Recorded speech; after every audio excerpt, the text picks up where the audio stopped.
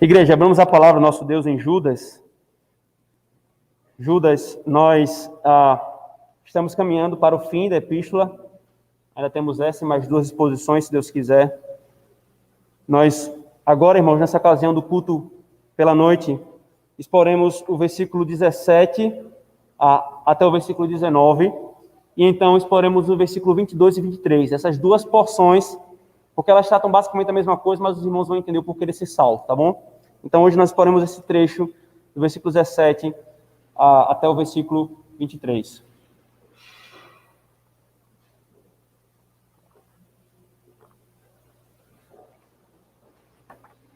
Queridos, vamos orar pedindo a bênção da palavra do Senhor, a bênção do Senhor para ouvirmos a sua palavra.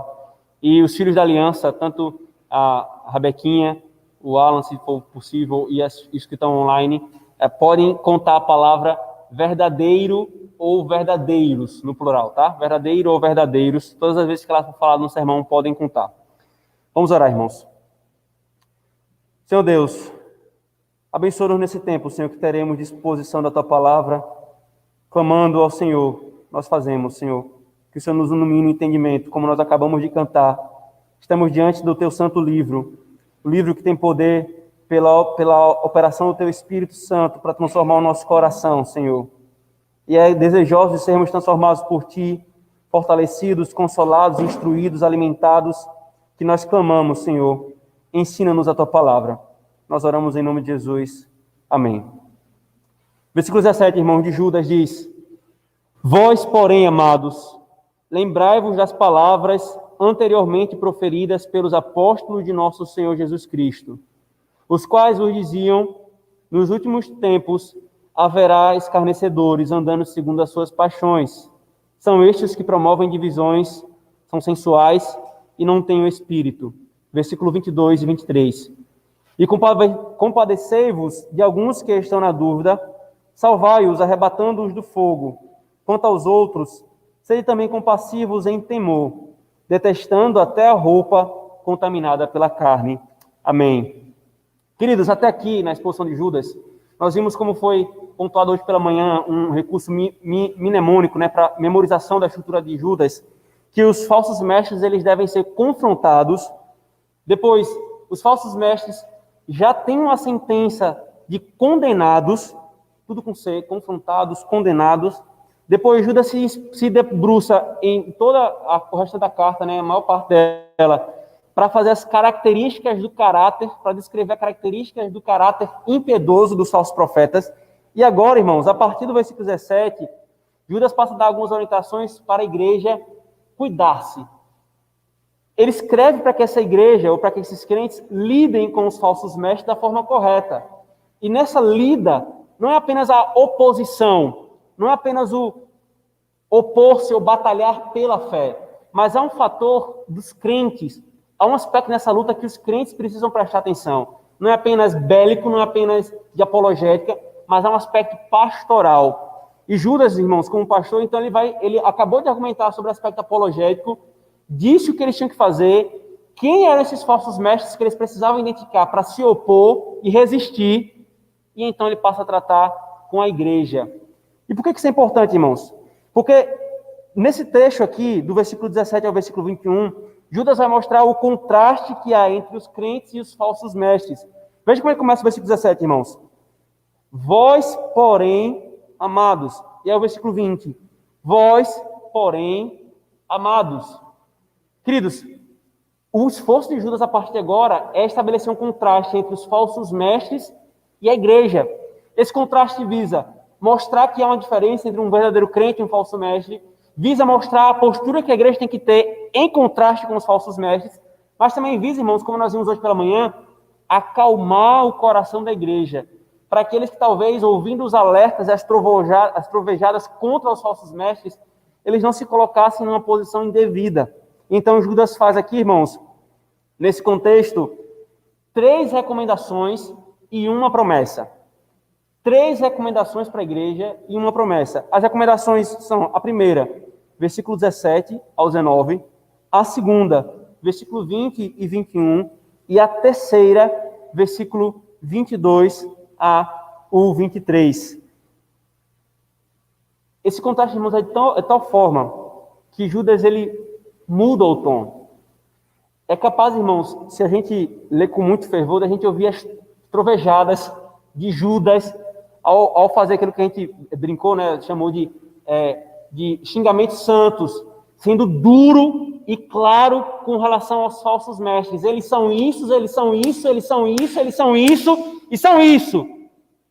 Aí quando chega no versículo 17, mas vós, porém, amados, o tom muda, porque agora ele vai tratar com a igreja pastoralmente, irmãos, pastoralmente. E as recomendações são, queridos, aos crentes verdadeiros, ao que os crentes verdadeiros devem se apegar, versículo 17 ao 19. Os crentes verdadeiros são amados e guardados por Deus, versículo 20 e 21. E os crentes verdadeiros devem saber distinguir um irmão fraco de um falso mestre. Então vem o quarto ponto, que seria a promessa. Deus preservará e apresentará o crente verdadeiro até o fim. Enquanto os falsos mestres estão pré-ordenados para a condenação, Judas vai trazer o consolo e a promessa para a igreja.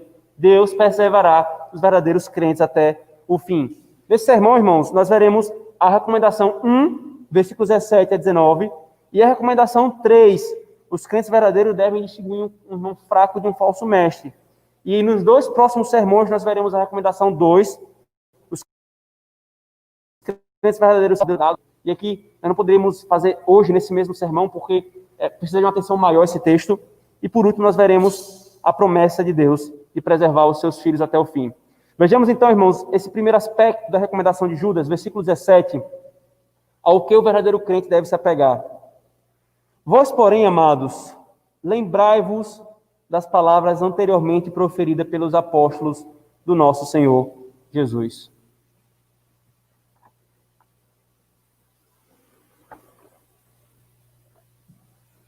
Queridos, o primeiro contraste, irmãos, que Judas vai fazer entre os crentes verdadeiros e os falsos mestres é ao que eles devem recorrer e se apegar. Ao que eles devem recorrer e se apegar. Nós vimos, irmãos, nos versículos 4 e nos versículos em diante, a partir do versículo 4, que os falsos mestres, eles recorrem e se apegam aos seus sonhos e às suas visões para legitimar o seu falso ensino. Eles se levantam dizendo, eu tive um sonho, eu tive uma visão, eu sou isso porque Deus me revelou isso. E eles vão apelando para os seus sonhos e para as suas visões para fundamentar e autentificar o seu falso ensino, destoando da revelação da palavra de Deus, mas procurando uma base diferente da palavra do Senhor. Os falsos mestres, irmãos, eles desprezam a autoridade que Deus constituiu, que são os apóstolos e os profetas, o Antigo e o Novo Testamento. Os crentes, porém, irmãos, devem recorrer e se lembrar, é a palavra que Judas usa aqui, lembrai-vos das palavras. Eles devem recorrer às palavras proferidas pelos apóstolos e, consequentemente, se submeter à autoridade que Deus estabeleceu dos apóstolos. Não qualquer um que se levante desprezando as autoridades que Deus estabeleceu, mas submetendo a sua autoridade que Deus estabeleceu. A autoridade apostólica. Ao dizer, irmãos, que os apóstolos disseram, Judas reforma o argumento da condenação dos falsos mestres, irmãos, e lembra a igreja. Queridos, ele fala, os apóstolos, versículo 18, os apóstolos diziam, nos últimos tempos haverá escarnecedores andando segundo as suas carnes. Aqui, irmãos, ele reforça o argumento que ele vem falando desde o princípio da epístola.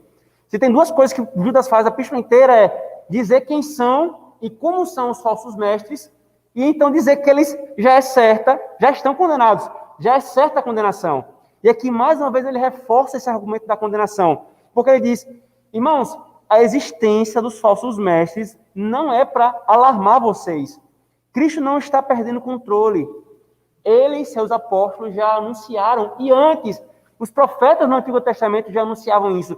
Na igreja do Antigo Testamento já existia isso.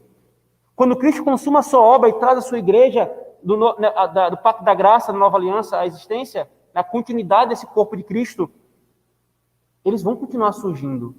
Não se assustem. Ele citou, irmãos, um texto de Baruco anteriormente, como nós já vimos, mostrando essa referência no Antigo Testamento. E o período na ascensão e a sua segunda vinda, sem dúvida, os falsos mestres apareceriam.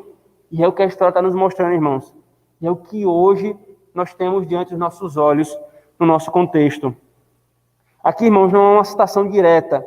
mas uma alusão a diversos textos de apóstolo Paulo, Pedro, João, todos eles trazem essas verdades. O apóstolo Paulo, por exemplo, em 2 Tessalonicenses, capítulo 3, ele começa a alertar a Timóteo. Timóteo, nos últimos dias, os homens serão egoístas, amantes de si mesmos, desprezadores, desobedientes aos pais, e elenca todas as características dos ímpios.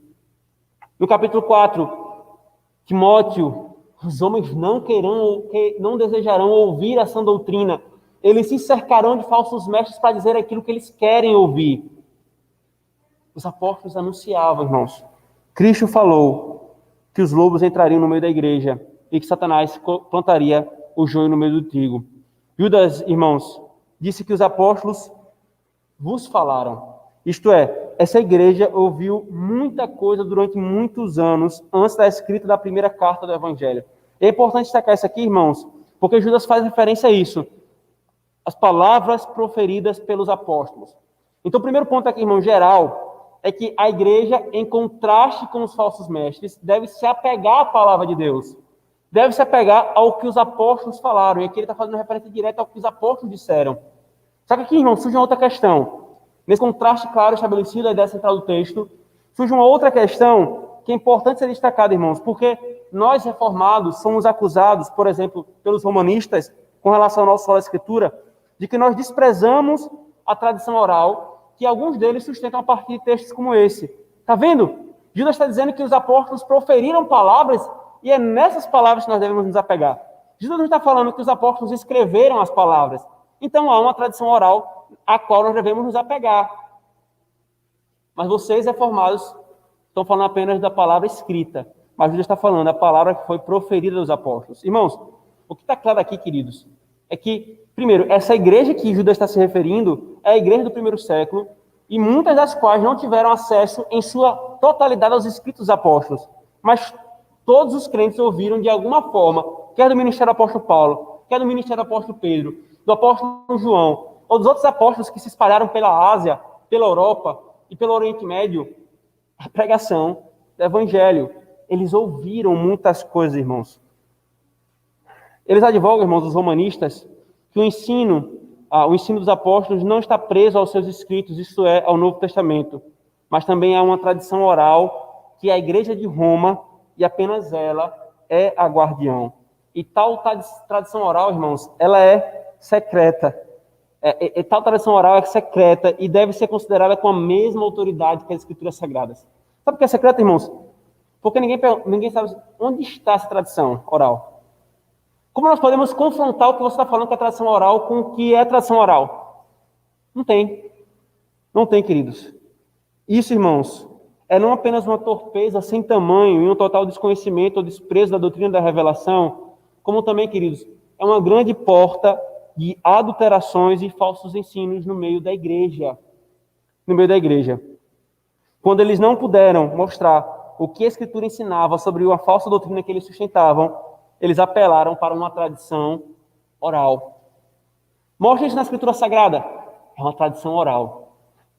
Como a gente vai confrontar? Como a gente vai comparar o que você está dizendo que é tradição oral com o que é uma suposta tradição oral? Não, irmãos. Ninguém pode verificar que tradição oral é essa.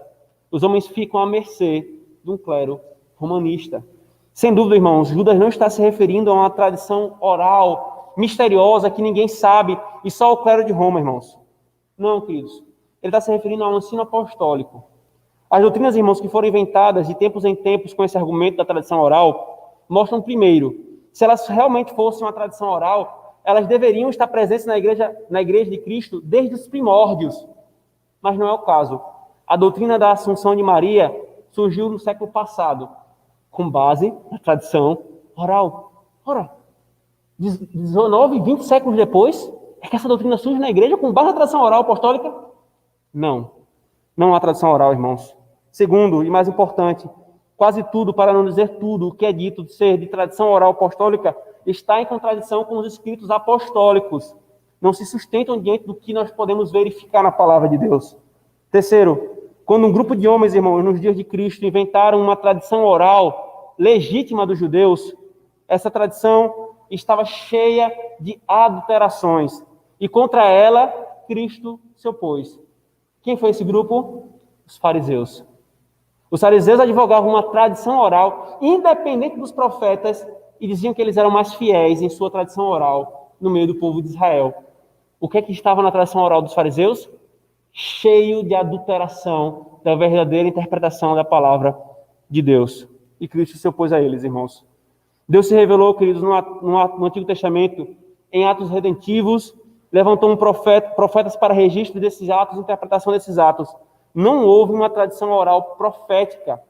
Assim também, irmãos, quando Cristo veio como o maior, perfeito ato redentor de Deus, e ele levantou os apóstolos, tal qual fez com os profetas, para que eles registrassem esse ato e interpretassem esse ato. O que é que significou ele? O que nós temos, tal qual nós temos apenas os escritos dos apóstolos, o que restou para a igreja que não é a igreja do primeiro século que tinha a presença dos apóstolos, mas o que restou para a igreja é os seus escritos, irmãos. Se nós só encontramos o que eles ensinaram, não em uma tradição oral, uma suposta tradição oral que supostamente um grupo guarda. Não, irmãos. Nós encontramos o que eles ensinaram em seus escritos, pois o que eles ensinaram não está em nenhuma divergência no que foi registrado. E se nós temos apenas os 27 livros neotestamentários, da pena dos apóstolos e daqueles que faziam parte do ciclo apostólico, isso é suficiente a nós, queridos. Tudo isso, irmãos, para dizer o seguinte: buscar outras fontes de doutrina ou autoridade, querem sonhos, querem visões, querem suposta tradição oral, inverificável, é a marca dos falsos profetas. Mas a marca da igreja de Cristo não é se apegar a sonhos, a visões, a suposta tradição oral. É se apegar à palavra, irmãos. A palavra é a norma que nos guia. Aí hoje, irmãos, tudo isso aqui que eu falei para vocês é posto na história da igreja. Aí hoje tem outra fonte de autoridade. É a razão autônoma. Veja, não é a razão. A razão Deus nos deu para ser usada para a sua glória. A razão nos distingue dos animais, nos mostra aquilo que nós somos como seres espirituais e morais. Mas agora nós temos a razão autônoma. São os homens em seu ímpeto, querendo fundamentar a interpretação da realidade, da alma do homem, da existência da sociedade, todas outras coisas, com base apenas na sua razão autônoma. Nós rejeitamos sonhos, rejeitamos visões, rejeitamos suposta tradição oral, e rejeitamos qualquer pretensão de autonomia da razão para determinar essas coisas com relação à palavra de Deus. São estes que abrem a boca para dizer que a Bíblia não é inspirada. São estes que abrem a boca para dizer que milagres não é possível. São esses que abrem a boca para dizer que Jesus não ressuscitou. São esses que abrem a boca para dizer que não é possível a criação ter ocorrido como a Escritura descreve. Falsos mestres se apegam a outras fontes, mas a igreja de Cristo se apega à palavra de Deus. Irmãos, diante dessas duas coisas, nós devemos ter em nosso coração, primeiro, que nós não devemos desprezar, ou melhor, nós não devemos nos desesperar diante da existência dos falsos mestres. É muito desanimador, irmãos. Eu confesso aos irmãos que eu também fico desanimado, e sei que alguns irmãos ficam com a existência de falsos mestres no meio da igreja de Cristo. Mas essa palavra, irmãos, é para animar o nosso coração. Eles não surgiram sem Deus perceber. Deus não apenas sabe, como Judas fala, está decretada a condenação. Deus não apenas sabe, como Judas fala, os apóstolos anunciaram a vocês que eles apareceriam. É exatamente, irmãos, para nos encorajar. Para nos encorajar. Segundo, queridos, uma das grandes diferenças entre um crente verdadeiro e um falso mestre é o se apegar à palavra de Deus, a dos profetas e dos apóstolos. O crente, irmãos, ele é apegado à palavra, e o crente que é apegado à palavra não será enganado por um falso mestre. Saberá resistir ao seu ensino. Não haverá espaço no seu coração para ser ludibriado por sonhos, visões ou milagres. Ele está apegado à palavra corretamente interpretada. Mas os homens, em seu misticismo ou em seu racionalismo, que colocam fundamento para a sua crença em qualquer outra coisa, senão a palavra corretamente interpretada, eles serão facilmente conduzidos pelos falsos mestres, irmãos. Se desprezamos a palavra, irmãos, mas se desprezamos a palavra, a leitura dela, o seu estudo sério, as pregações e ocasiões de ensino da igreja, isso nos coloca tanto como presas fáceis, quanto nos fará parecidos com os falsos mestres, porque o lugar não ficará vazio, irmãos. O lugar não ficará vazio. O lugar que a palavra tem que ocupar no coração do crente não ficará vazio. Se não está no nosso coração, irmãos, a palavra de Deus como norma ao qual nós devemos nos apegar, lembrar-nos constantemente, como Judas fala, algo vai ocupar o lugar. E esse algo vai ser sonhos, visões, experiências, qualquer outra coisa, como fonte de autoridade, irmãos. Como fonte de autoridade. E a experiência tem confirmado isso, queridos. Portanto, irmãos, a primeira recomendação de Judas à igreja é: igreja, lembrai-vos do ensino dos apóstolos. Apeguem-se à palavra de Deus e não façam como os falsos mestres. Então, irmãos, a gente vai pular a segunda recomendação para agora a terceira. E aí, no próximo sermão, nós veremos a segunda, versículo 22 e 23, por favor.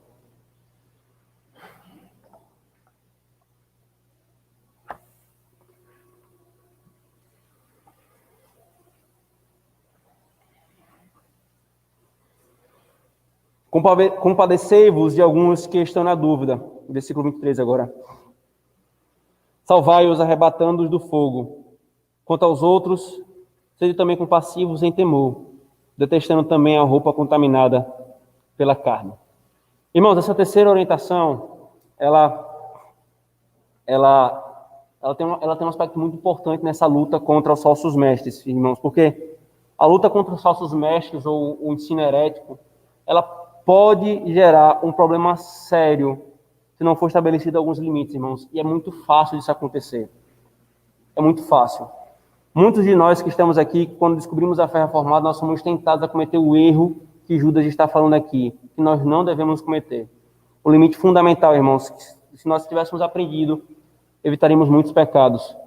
O problema aqui, irmãos, é o pisar e se opor a irmãos que não são falsos mestres, nem hereges, mas estão errados, ou duvidando, ou cometeram algum pecado por fruto de mau ensino. Judas, irmãos, agora quer orientar a igreja acerca disso. Os falsos mestres, vocês se opõem, vocês batalham, vocês trovejam como eu estou trovejando. Mas há uma diferençazinha entre o irmão que está errado numa doutrina, que não é heresia, um irmão que está com a dúvida, um irmão que caiu em pecado desses falsos mestres. Há uma diferença muito grande. Judas, irmãos, se preocupa exatamente com isso. Ele quer nos alertar, irmãos, e quer nos orientar para que nós não machuquemos os nossos irmãos, nem que ninguém seja pisado ou deixado para trás por causa dessa questão, irmãos. E a terceira orientação é essa: como distinguir um irmão fraco de um falso mestre? E como eu tenho de lidar com esse irmão fraco?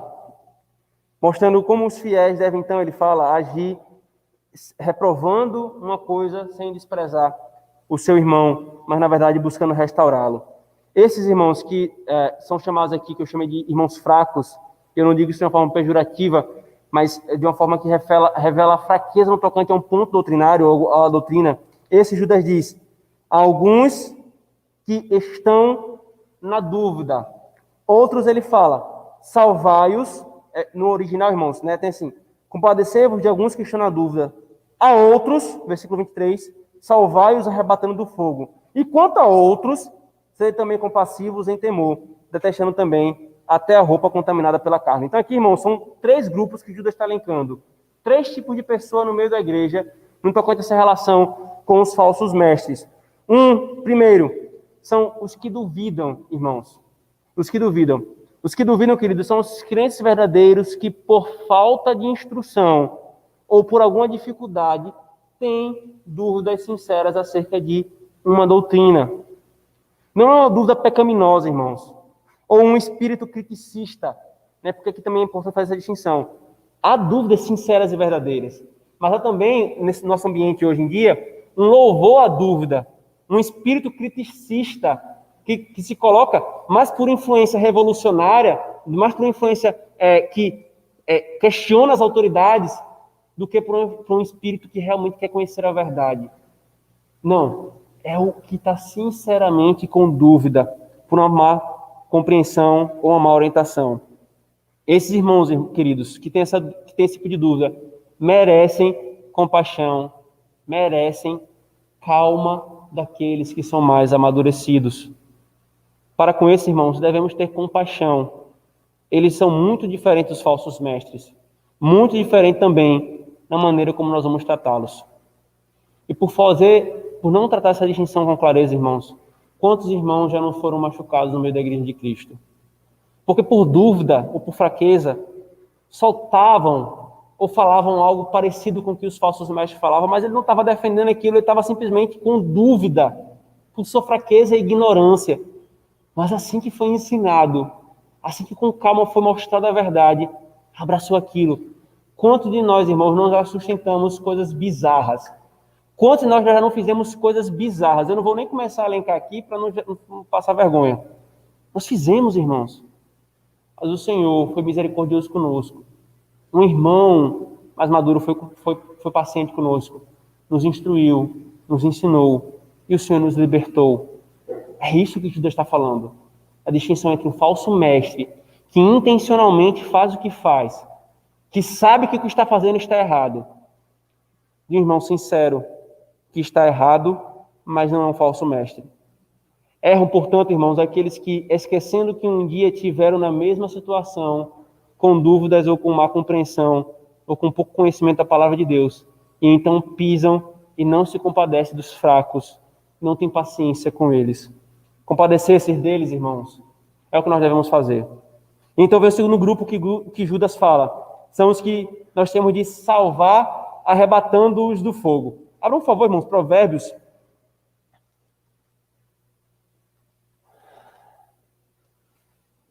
capítulo 24, versículo 11.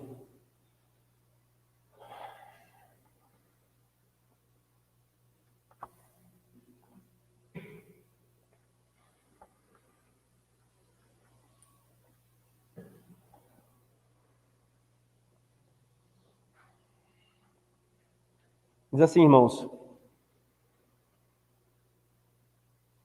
livra os que estão sendo levados para a morte e salva os que estão cambaleando, indo para serem mortos. Irmãos, esse provérbio, ele nos parece muito exatamente com o que Judas está falando aqui. O dever do povo de Deus de ser diligente no tratar com essas pessoas. Alguns, nós não temos que simplesmente ter paciência, não temos que simplesmente caminhar um pouquinho, vai ali e tal, né? Não. Alguns a gente tem que salvar, puxar, como quem está salvando alguém que está prestes a cair em fogo. Então, Calvino diz o seguinte, irmãos, ele esclarece muito esse porção que não é muito claro. Ele diz: quando há um perigo de fogo, não hesitamos em arrancar violentamente quem desejamos salvar, pois não seria suficiente acenar com o dedo ou gentilmente estender a mão. Sai daí, sai daí. Não. Se há um perigo iminente, ele diz, nós somos diligentes. Assim também a salvação de alguns deve ser cuidada, porque eles não virão a Deus, exceto quando rudemente traçados. Então, isso aqui, irmãos, é o ministério da salvação da igreja. Veja, não é que a igreja seja uma salvadora nos termos de Cristo, mas ela tem um papel de arrebatar alguns do fogo que estão caminhando para a morte, numa falsa doutrina ou numa vida indevida. E então vem o terceiro, irmãos, que está muito ligado a esse segundo. Os que nós devemos ter compaixão, mas em temor. Isso aqui é importante, irmãos, por causa de uma coisa. A compaixão para com esse grupo, que está explicitamente errado, veja o versículo 23. Quanto a outros, sede também compassivos em temor, detestando até a roupa contaminada pela carne. Esse grupo aqui, irmãos, são aqueles que estão explicitamente errados, embora ainda não defendendo uma heresia, mas que nós devemos nos compadecer sem negociar a verdade. Irmãos, é uma tentação muito grande nos nossos dias o seguinte: tenha compaixão. E então, no mesmo instante, a pessoa liga um botão de relativismo, um botão de pluralismo. Não, tanto faz o que fulano está crendo. Tenha compaixão. Não, tanto faz como Cicrano está vivendo. tenha compaixão. Judas está falando, tenham compaixão. Sim, e nós pecamos se nós não tivermos compaixão, ternura, paciência. Mas tenham compaixão com temor, detestando até a roupa contaminada pela carne. Não uma compaixão abobalhada diante de um claro erro. Veja, aqui não é simplesmente uma pessoa que está na dúvida, irmãos. Aqui é uma pessoa que está errada e batendo o pé no erro. Uma pessoa que está em pecado e insistindo em permanecer no pecado. É esse tipo de pessoa que Judas está se referindo aqui. Eu tenho compaixão, mas com temor, detestando o que ele faz, o que ele defende. Irmãos, é interessante essa ilustração, essa imagem que Judas traz aqui, detestando até a roupa contaminada pela carne. O que seria isso? Detestando até a roupa contaminada pela carne. Ele está trazendo aqui, irmãos, uma imagem da lei cerimonial de Israel, lembrando novamente que Judas era um judeu, escrevendo provavelmente a um público majoritariamente judeu. Então, eles sabiam o que ele estava se referindo aqui, essa ilustração, essa imagem. Na lei cerimonial de Israel, irmãos, quando uma coisa contaminada tocava qualquer coisa, inclusive uma roupa, essa roupa estava cerimonialmente impura. Ela precisava passar por um processo de purificação ou ser descartada. Então, o ponto que Judas está falando aqui, irmãos, é a seriedade que é a impureza e como nós devemos tratar a impureza. Ter compaixão não é um espaço para você, então, relativizar a verdade. Ter compaixão não é abrir um espaço para você relativizar a moral. É ter compaixão detestando o pecado. É ter compaixão detestando o pecado. Como Calvino disse, irmãos, comentando esse texto, os fiéis não apenas devem tomar cuidado com o contato com os vícios e pecados, mas que nenhum contágio poderia alcançá-los. Ele lembra que tudo que beira os vícios e está perto deles deve ser evitado. A passagem também se torna mais clara que devemos odiar não apenas a carne, mas também a roupa por contato com ela, que está infectada. Ou seja, não apenas o pecado em si, mas tudo que está ao redor dele. Tudo que está ao redor dele. Irmão, sem dúvida, uma das formas mais práticas de nós vermos isso é acolher um irmão com a reprovação clara contra o pecado. Novamente, é comum encontrar a defesa da compaixão com a relativização do pecado, quer seja doutrinário, quer seja moral. A melhor maneira de ver isso aqui é acolher sim as pessoas, mas deixando claro, você não pode continuar assim.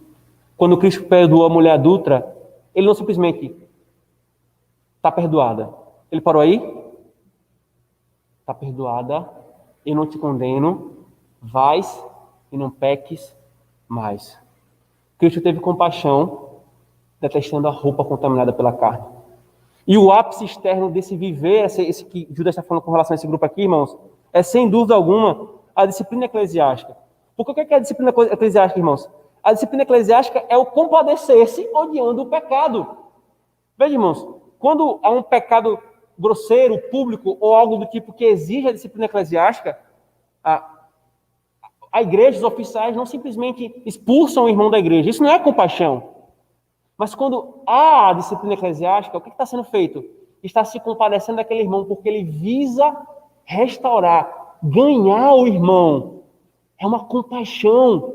Não seria compaixão deixá-lo viver como ele está vivendo, e não seria compaixão simplesmente expulsá-lo ou girizá-lo para fora da comunidade. Não, mas a disciplina eclesiástica é a compaixão, porque ela visa ganhar e mostra. Você está sendo disciplinado porque nós queremos ganhar, mas também porque Deus odeia o pecado. É a compaixão com temor, odiando até a roupa contaminada pela carne. É isso, irmãos.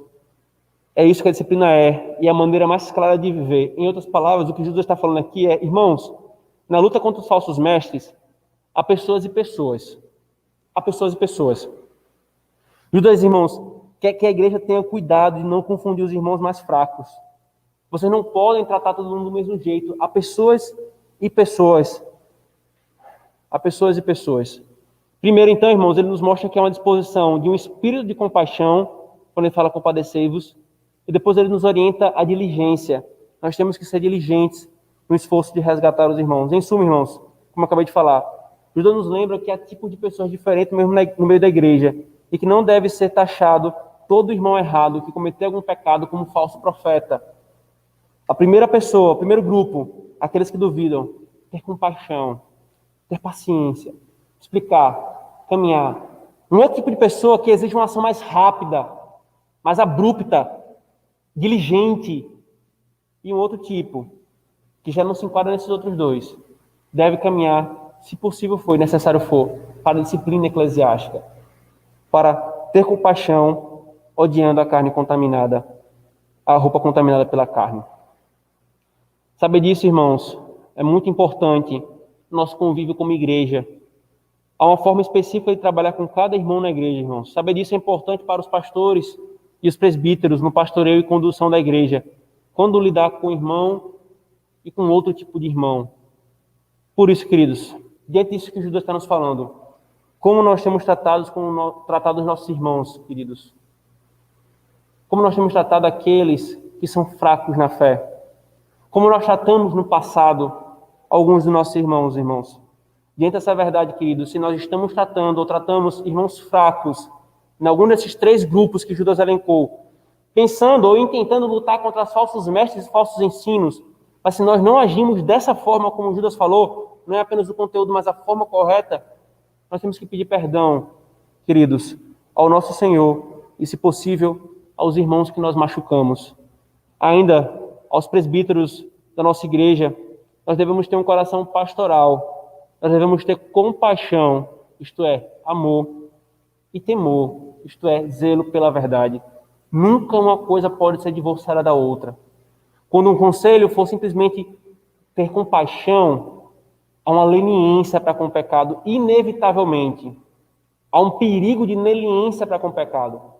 Mas quando há compaixão com temor, em contrapartida, quando há só temor e zelo, há uma suposta exaltação da verdade, mas que pisa e machuca nas pessoas. Então a verdade já não cumpre mais o seu propósito, já não é verdade. Mas quando as duas coisas estão juntas, compaixão com temor, há frutos positivos, à glória de Cristo, ao bem da igreja.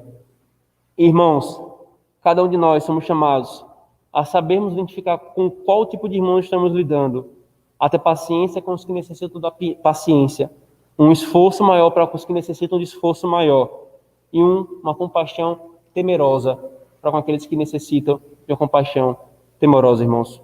Que o Senhor nos dê a graça de glorificarmos o seu nome no meio da nossa igreja. Que a igreja de Cristo cresça em unidade, compaixão e temor. Amém. Oremos, irmãos.